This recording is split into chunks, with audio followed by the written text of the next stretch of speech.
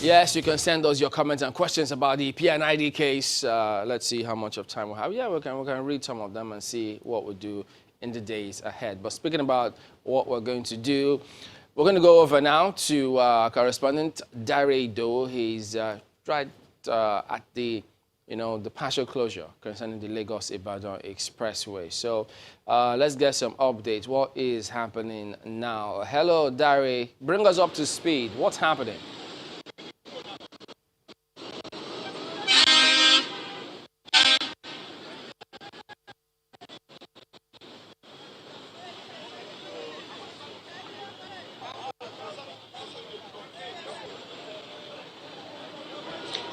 Good morning. We are reaching you live here at where the process of the diversion has started. Of course, election is September 2nd, pardon me,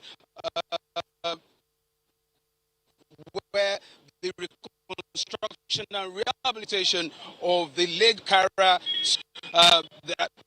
reconstruction is going to start. And before the reconstruction starts, officials here are trying to divert traffic from one side of the road to this side of the road, where at every point there will be 2 lanes available for vehicles going in and outside Lagos. Of course, I'm going to be talking to the Federal Controller of Works here in Lagos, is in charge of the entire process.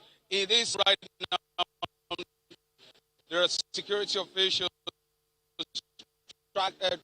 traffic management officials are here on standby, and there's a whole lot of activities at the point. But let me quickly just get a sense of what is happening by asking the man who has been on the forefront of this particular construction work. Good morning. Good to have you here. Good morning. Can you tell us what is going on here this morning? Yeah, this is just, we're about to start the diversion. We are starting from this point. This is towards the end of the, so we are now moving traffic. Those who are leaving Lagos, we will restrict them to their own lane. While we go to the other side and move traffic, those who are coming into Lagos, we'll move them to the inner bound lane, so that we can now be able to secure the construction zone. Okay, so by the construction zone, you mean the spots, the 600 meters that where we are walking. You know, the 600 meters where we are walking is actually from the end of Kara Bridge towards this point, just about 600 meters. So diversion will be, there will be diversion, and then those who are coming in into Lagos can now move out and return to the original lane. So you can confirm to us that as soon as the diversion is done, the construction work will start? Sure. Once the diversion is completed, you can see everybody's on ground. The traffic management authorities are here, the security. Once it's done, completed, construction work starts. The equipment, everything, we are all in place. Thank you very much. Of course, I know we'll still be talking to him every step of the way. This particular exercise, this particular reconstruction and rehabilitation of the road will go on for 4 months. 4 months, 2 months on one side of the road and the other 2 months on the other side. And what it means is that vehicles, traffic management must be top-notch, must be on point, at least for road users. And authorities, of course, have been talking to road users to comply, to be disciplined, and to obey, to make the entire. And that's the pitch we have for you this morning. All right, thank you very much indeed, Dare, speaking about the points. But at this point, we need to go to break. We'll be back in a moment. Don't go away.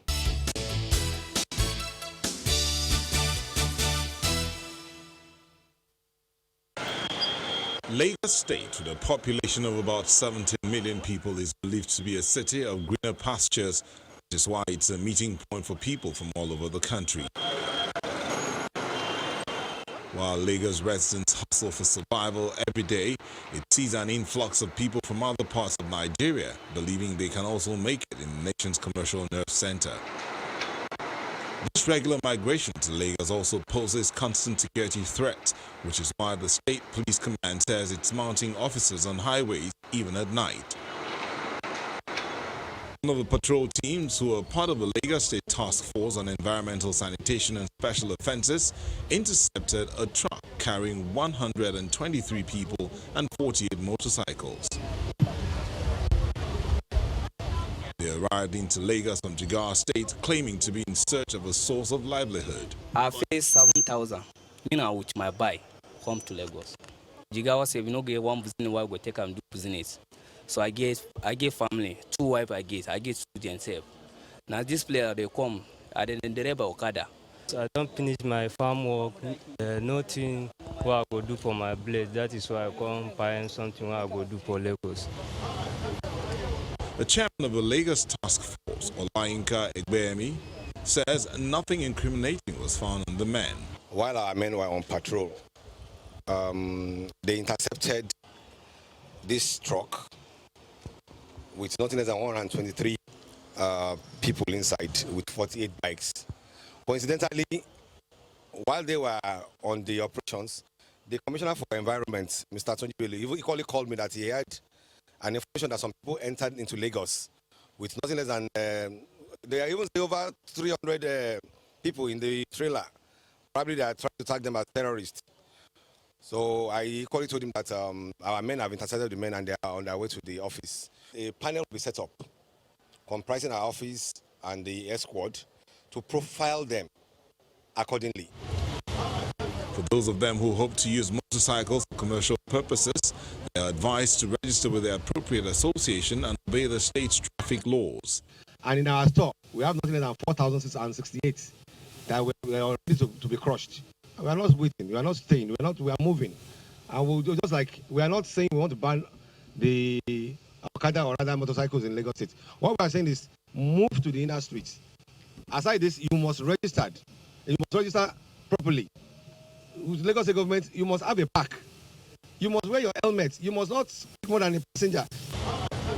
The suspects are presently being detained at the Lagos State Environment and Special Offences Task Force office for further investigation. Well, yes, they've since been released, but we do have Mr. Fatai Owosheni on the line. He is former commissioner of police, particularly in Lagos, and so that's what I was just thought to ask a thing or two of him. Good morning, Mr. Owosheni. Thank you for joining us this morning. Well, having seen that, when police get or carry out those sorts of interception, could you tell us what they usually look out for?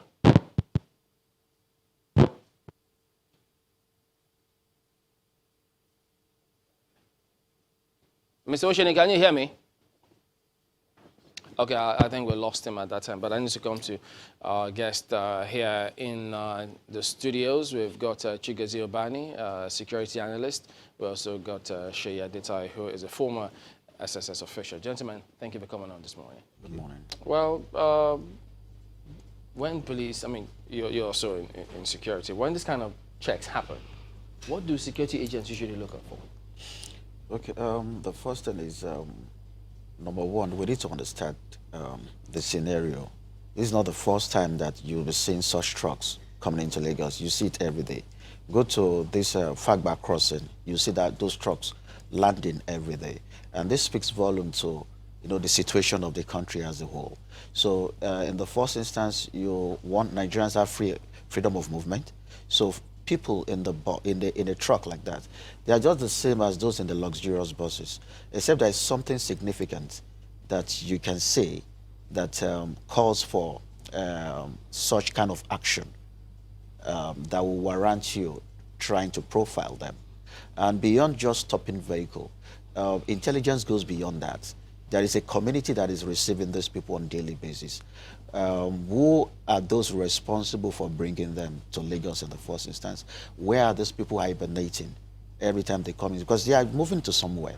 And you see a lot of shanty communities, building up around dumping areas, in the states and in the neighboring communities that bordering Lagos State.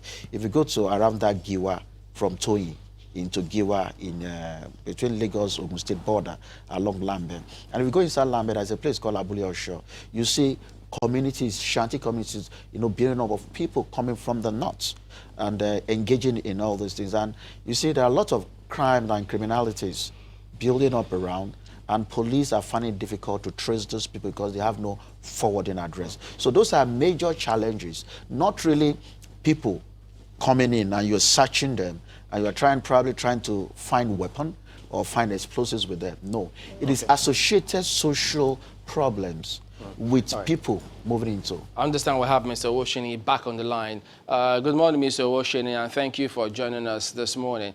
Well, I haven't heard Mr. Adita saying, look, this is not the first time that we're seeing these kind of influx in that manner. While you were CP, when this kind of checks happen, if it did happen while you were CP, what do the police usually look out for? Good morning, Chamberlain. When I was there, it wasn't a massive something like this. But as to what has happened, there is nothing wrong in police discharging its responsibilities when information is received as to suspicious movements. It is the way that they go about it.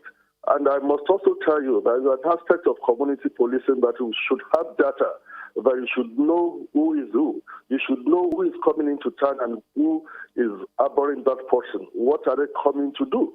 Because when you have a large number like that, there is no way people would not suspect. So as the commander of the task force has said, I would expect that the whole thing with the commissioner of police and the intelligence community, that is the police, SID, and the DSS, should join hands together to profile these people.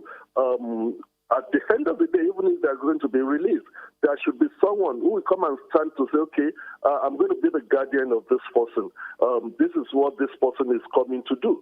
And that is a Lagos state that also have a law that restricted the motorcycles operation to certain areas. So when you get people like that coming in large number with such number of motorcycles, there's certainly a room for suspicion. And I think the police is on course. It's just the aftermath, how to handle it and how to get the intelligence community to profile them properly so that they would know who is to be linked with what. You tell us then, because part of the questions out there could also be, how do we ensure that there isn't displacement of crime at the moment? I want to understand, if you come back again. Displacement of crime. You did say that. Displacement of crime as in people, that moving in probably escaped some kind of arrest in that place, and they'll come and repeat the same thing. That is why I have emphasized that there must be proper profiling. There is a record. The DSS have it. We always collaborate when we have such a thing. So if there is anyone that has been linked with something, or somebody escaping from that area of the country, coming to come and build another cell in Lagos State, through profiling and the existing records, they'll be able to know. And of course, through who they mention, because if you are moving to one place to the other, there must be someone that will account for you. You must have a guardian. You must, if it is even a community, maybe the leader of the community, that will be able to identify, this is my ward, this is my cousin, this is my nephew, or whatever. And I'm aware that it's coming. Not people just coming in and, wander aimlessly, and in the course of that, an idle mind is a devil's whatever. And before you know it, they are being recruited into committing crimes in that place. A proper profiling must be done in order to ascertain their route. Okay, Mr. Osheni, given that what you just said now, that, there will be proper profiling and then security risks, isn't there a chance of some form of security risk given the number of these guys as coming into the city at this time in such manner and in such quantum? Is there any security risk in your opinion? To me, it's a constitutional right of Nigerians to move around to wherever, but there must be something that you are attached to. there must be someone that would say is going to be your guardian, is going to cater for you. And I think is that suspicion. There is, of course, it is right to suspect. There is that suspicion that this could be a security risk. A large number like that, and coming from the same place. And with that number of motorcycles, I think diligent and discreet profiling should be done by the police and the DSS. Thank you. All right, Mr. Oshini. Mr. Oshini, on that. Thank you. Let me bring it back. I know that you've been involved in, making some arrest of some insurgents in Lagos who left different parts of the country in Lagos. But let's move on to some other security issues going on now. I do know that the Southwest governors, I think they're having a meeting this week. Yeah, tomorrow. Then the IGP is expected to be there as well. Then the Southeast governors had a meeting yesterday, I beg your pardon, Saturday, and then they also had this matter where there's a response already, movement of herders with AK-47, but questions about them restricting movement of herders. Already we've seen the response from northern leaders to them. Mr. Bani, what do you think of their response? Yes, Nigerians are expected to be free, are supposed to be free to move around with goods and services within the country. But the challenge here is when you exercise your freedom to move around, what are you moving with? In the case of Southeast governors, there are laws in the Southeast prohibiting open grazing. Those laws, as enacted by different states' houses of assembly, have not gone down well with certain businessmen or elements from the north. So we are openly challenging them. But I expect such bodies or individuals to go to the Supreme Court to test the validity of those laws, legitimacy of the state assemblies to enact such laws. And then we come back to know whether it is right or wrong. But in terms of freedom to move around, Nigerians are free to move around if established that they are Nigerians. Like the reports we are seeing, 120-something people coming up north. I don't see anything wrong with it to move around. Now, the only area I pick points is the Federal Road Safety Commission should have dictated this ab initio. Is that truck designed to carry 120-something lives, in addition to about 120-something motorcycles as well? That's where, as a safety professional, that's where about 50 motorcycles. Okay, about 50. What do you think should happen? You know, what do you think should have happened in that context? No, it shouldn't go. I have been contravened from on my way from the east to Lagos for not having 2C caution signs. Would that be VIO or FRSC? FRSC. I have one in my vehicle, and that was contravened for not having two. For traveling on a federal highway. So the same FRSC that sits on the Onitsha-Aba-Enugu Expressway to contravene people who have only one C shouldn't have allowed a truck, open truck, to carry 123 people from Jigawa to Lagos. That's where I look at it. But are those people, if Nigerians, if established to be Nigerians, are they free to move into Lagos? Yes, we all came to Lagos like that. I moved in 30 years ago. We are free to move around. Have they committed any crimes? Lagos also has laws restricting the use of certain motorbikes in certain areas. Those are the areas we look at. But should they move in, they can move in. They are free to move around. In the case of herdsmen, from where I started, if they are Nigerians, they are free to move about, do their business. But there are laws in Southeast states and in many other states in the South that you don't graze your heads. But if he's saying that if they're saying that they'll restrict the movement of herdsmen from one state to the other, then another paragraph spoke about apprehending herdsmen with AK-47. Those are two different things. That's right. Because I'm not sure, do they actually have the powers to restrict movement of herdsmen from one place to the other? We are talking about open grazing. If your herds are moved in trucks, we see trucks coming into Southeast every day, every week to some designated areas. Fine, move your herds. That's what parts of the law says. You can move them in, keep them at the capital markets or at ranches, and then distribute from there. Okay. But grazing them along farmlands, along the way, the motorways, is prohibited by certain laws. At the point that we're in now, we've seen regions ensuring that they secure the people as a result of the hue and cry also emanating from the people. Isn't this in a way to say, look, security architecture seems to have failed them? Oh, definitely. I've actually been saying that. You cannot continue to do something over and over and expect a different result.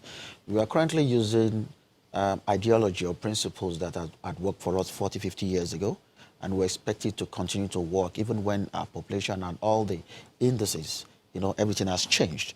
And we need to begin to actually start thinking outside the box and try to drop this, conservative ideas about how we run security in this country. It's actually not working. You can't expect the military, the police and the DSS to be the only one to run security, because that is what we run in the present day Nigeria. We're focusing security management on this agency.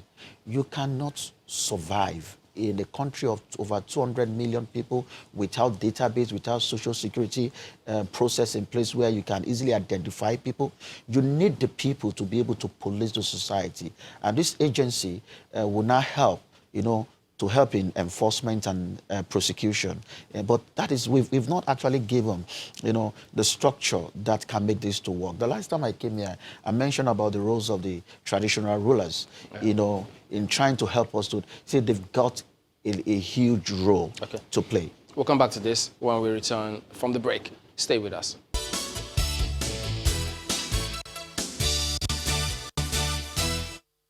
Welcome back. Well, gentlemen, where do you see all of this headed? Do you think that at the end of the day, the question that Nigerians have been, well, some leadership people have been running away from, with setting up a lot of these regional security groups, we may eventually just get to the point? We're actually heading towards that direction right now, because it's obvious that the security decisions is not something that you need to delay for too long. It has to be taken immediately. And the instruments of power must actually reside where the issues are happening. A situation whereby we have to wait till issues get to the federal level before critical decisions have been taken. The governors are so powerless that they can't even, direct and give certain orders that must be complied with, is a basic and a major issue. And each state has their own peculiar issues that they should be able to tailor their security apparatus to tackle the issues bedeviling them. And when you're talking about community policing can only work where you understand the people, you understand the language, you understand the culture. But we are running a federal police where somebody from Jigawa can be posted down here. He knows nothing about this community. He needs a long time to be able to adapt. And no sooner after getting adapted to the situation, it's been taken again to Benin City, where it's going to start all over again. And by the time he will run around the whole country, he's just becoming a jack of all trade and master of none. So just to butt in, I recall the president, I think it was late July, saying that, at this point, they'll be recruiting police officers from their local government areas to stay in that. I'm sure you remember that statement. But then there's that on one hand. The president also said that they'll be working with state governments to actually find an end to this. So we still see that there needs to be that sort of relationship. That is what is actually happening right now. No, that is what has always been happening. See, we shouldn't make it look as if it's a new process. When junior officers are recruited, they retain them in the state. Many of them spend up to 20 years, 15 years at a time before they are moved out. So we are not really bringing, it's not something new that is being introduced. Okay. And is it working? There are certain things that is not making this thing to work. A junior officer requires a senior officer to actually give directive because they don't work on their own. Okay, if I may, Bonnie, let's just get Mr. Albani's closing thoughts. So we are here right now. We are faced with an obvious security challenge. What's the way forward? Yes, there is a natural flow. We are gradually going to regionalism. We have clamored for this all this while, but the authorities seem to lack the willpower to take such decisions. But here we are, necessities are driving us to regionalism. And regionalism by studies, and in my view, have proven to provide, the necessary tools for peer review, effective peer review, intergovernmental platforms to check the local environment and to advance security. So Gentlemen, we are naturally flowing into that. And the federal government. Unfortunately, we're flowed out of time. Well, thank you both for coming on. Always a pleasure. Well, that is the show today. Thank you all for watching. Still thinking about that Lagos about the expressway. Well, we'll see you tomorrow. I'm Chamberlain. So I'm Kayode Kikyodo. I am Ayo Makinde. Have a wonderful day. We're happy to host you anytime, Just feel free, eh? Thank you for watching. I'm Mark Welgun Yusuf. The views and opinions expressed by guests on this program are those of the maker and do not reflect the views, opinions, and endorsements of Channels Television.